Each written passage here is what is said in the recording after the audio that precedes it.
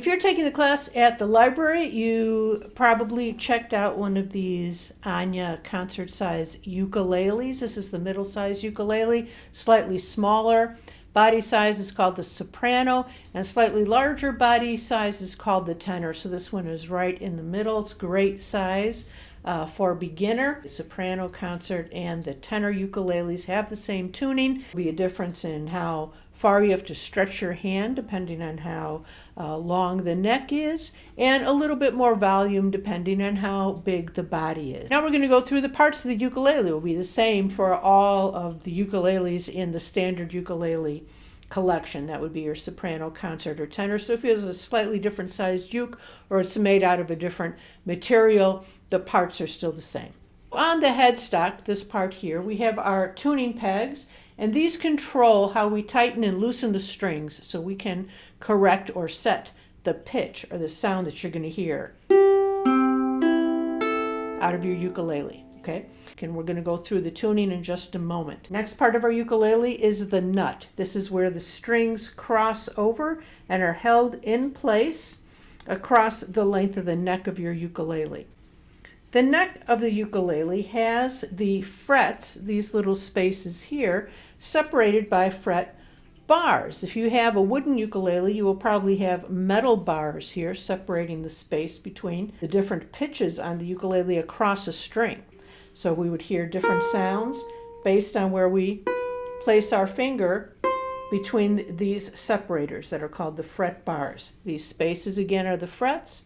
The little dividers are the fret bars. Now your ukulele may or may not have a button for the strap. This one, the Enya uke that is available at the library, has a button in both places. If you have a uke that didn't come with one, you can have one put on, but you don't necessarily need it. We're going to be using it for this class because we want to take advantage of the strap and let that strap hold the ukulele up for us so we feel a little more comfortable moving around on the neck. So this whole part is called the body of the ukulele. Some ukulele bodies may have a cutaway, and this is this area that allows you to come up higher on these higher frets. If the instrument attaches here, I'll show you on a different instrument here. This is a tiny guitar, but you can see this attaches on both sides. There's less access to these frets. It's a little harder to get to.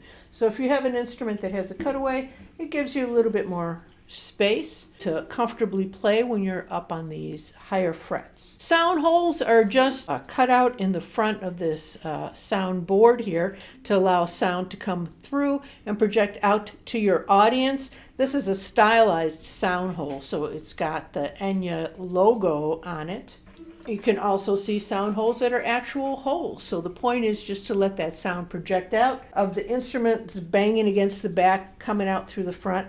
And on this particular instrument, we also have a sound port for the performer. So I can hear some of that sound coming up at me a little more easily. I get more of an idea of what my ukulele sounds like because it's also echoing up towards me. So our bridge and saddle hold our strings. Okay, the strings go across this piece the same way they come across this piece. And then they go in this particular instrument through the body of the uke. There's all different kinds of ways that the strings can be fastened to the ukulele.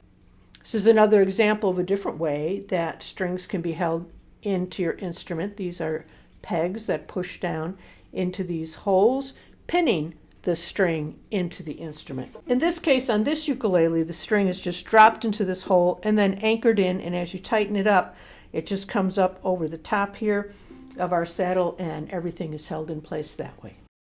Okay, that was exciting. Let's move on and learn more stuff. But first, let's take our ukulele practice oath. I will spend 10 minutes a day playing my ukulele because my ukulele makes the most beautiful sounds in the world, and I deserve beautiful things in my life. Go play music.